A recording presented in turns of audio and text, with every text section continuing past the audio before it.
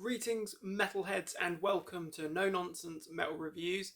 I'm George, and today I'm going to be reviewing three new acquisitions of mine. In fact, three albums that have been missing from my discography, my collection of the mighty Death Doom Godfathers Asphyx. So these albums have been recently reissued. I actually think it was 2022. Reissued on Vic Records. We've got the self-titled album, which was the third album. We've also got Cries, and then we have the once intended to be the first album, the debut, but due to the label at the time, CMFT, running out of money, Embrace the Death was never released.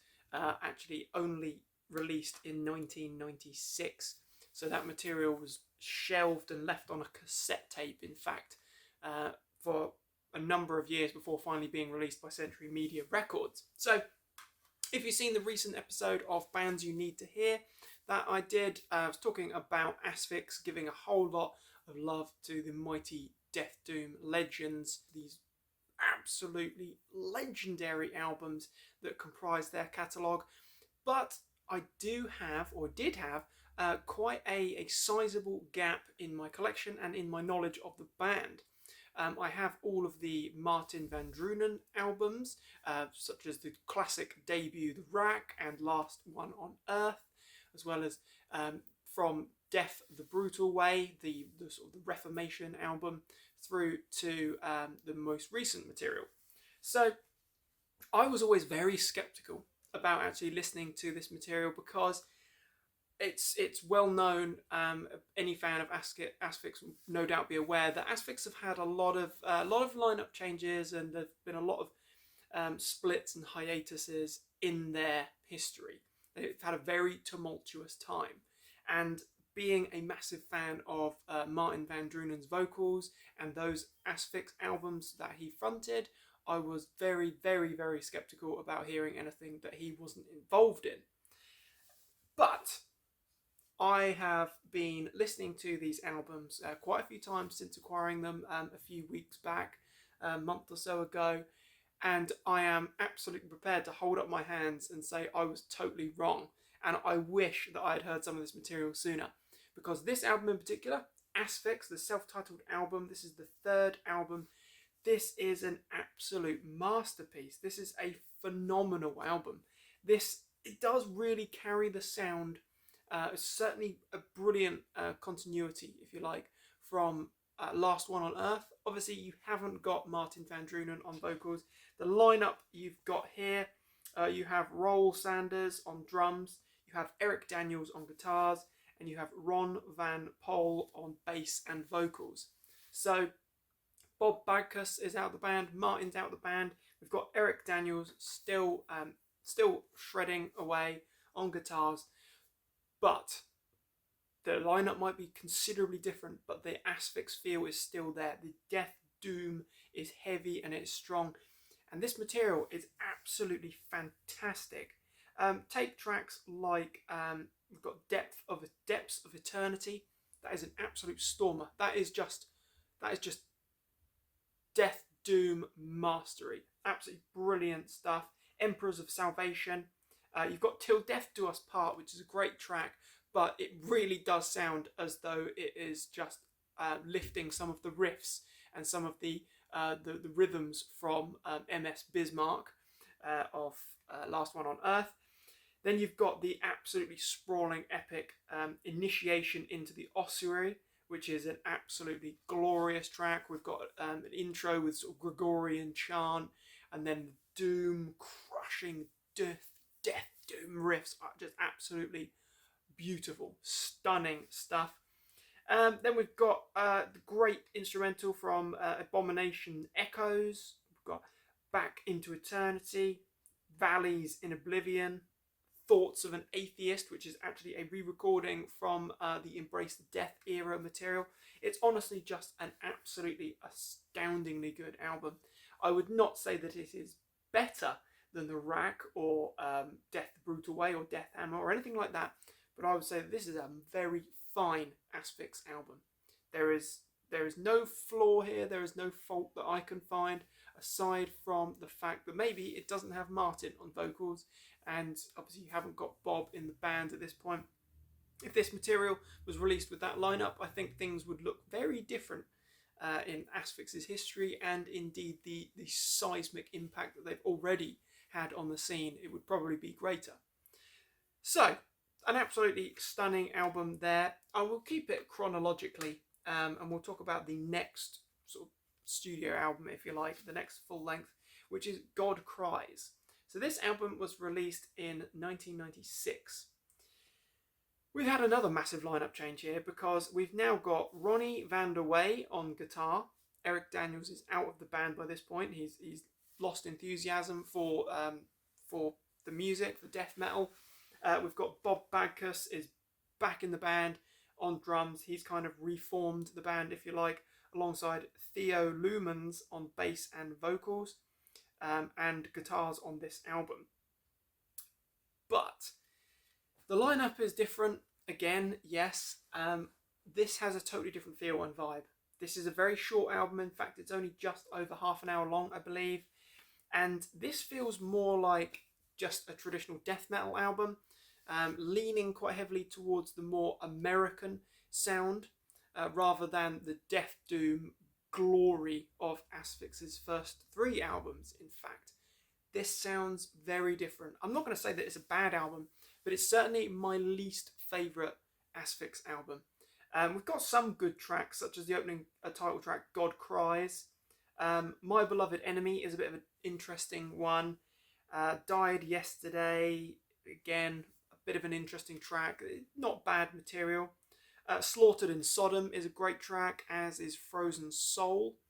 The Blood I Spill is a short, bruising death metal punch. So yeah, it's just different. It's very, very different, and I don't entirely know how I feel about it, because I listened to it, and I've listened to it quite a few times. I listened to it and I think, this doesn't really sound like Asphyx. This just sounds like a good old death metal album. Theo has an interesting vocals. To be honest, I think he just sounds a lot like Johnny from Unleashed. He just sounds like he's trying to emulate Johnny's vocals, and also throw in a little bit of Martin Van Drunen in there. So I don't know if it's entirely unique, but it's not a bad album. It's just not a great Asphyx album. But as I say, there is some good material there. I can understand why it wasn't so well received with fans, and it was obviously a very short-lived return, reformed lineup there, because they only did that one album and then once again split. But when you compare the material on God Cries to this mighty fine self-titled album, this is not a patch on the mastery of this. Absolutely not. No way at all. So then, strangely, in 1996, we have the second Asphyx album release of the year, in the form of Embrace the Death. Now, this album, as I've mentioned, this was intended to be released as their debut album, but the CMFT record label ran out of money, so they were not actually able to release it. So what they had was an unmixed version of the album on a cassette, in fact, rather than actually on masters or on disc or anything like that. It was just on a cassette tape.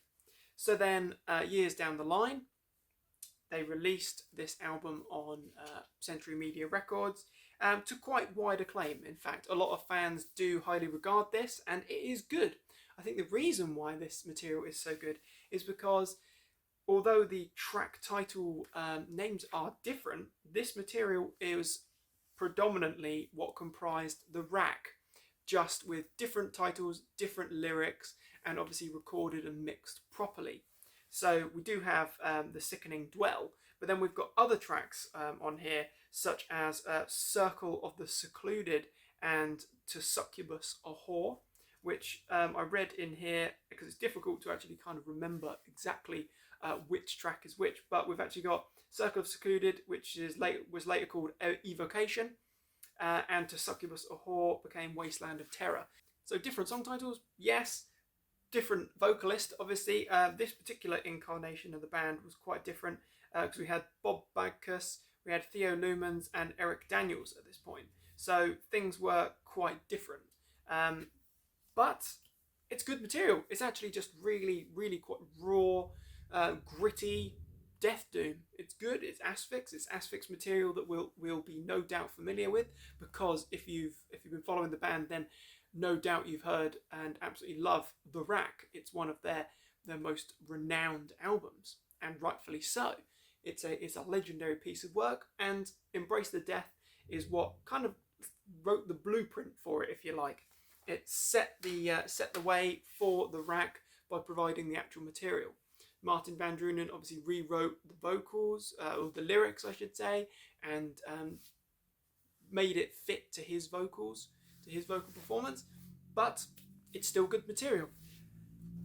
The obvious standout in this little trinity is the self-titled album, Asphyx. I'd be very interested to hear what other people think of this album, because I think this is absolutely glorious, and I kick myself for not actually listening to this sooner, but better late than never. I'd be very interested again to hear if anyone is actually a bigger fan of God Cries than any of the other Asphyx material, because I think, as I said a few times, it's not a bad album, but it's certainly not a great Asphyx album.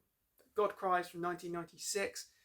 It's good to just have these in the collection, really, to plug those gaps. And then from 1996 again, but written in 89 to 90, I believe, or 88 through 1990, intended for release in 1990, but only released in 96, we've got Embrace the Death, that raw, primitive, brutal, old school death metal glory. So, what are people's thoughts and opinions on these fine albums? I'm very interested to hear what people think of the classics that we've got there on Embrace the Death, and of course the brilliance of Asphyx, the self-titled album, but the slightly substandard God Cries as well. Of course, we can't neglect that. So I'm very pleased to have these in the collection. I think you can get them online. They might set you back a few pounds now, a few dollars more, whatever your currency. Things do seem to be getting more and more expensive over time, but hey ho. Thank you very much for watching, my friends. Feel free to like and subscribe as always. Do check back soon for more reviews and recommendations of all the good heavy things. Above all, take care, my friends, and of course, stay heavy.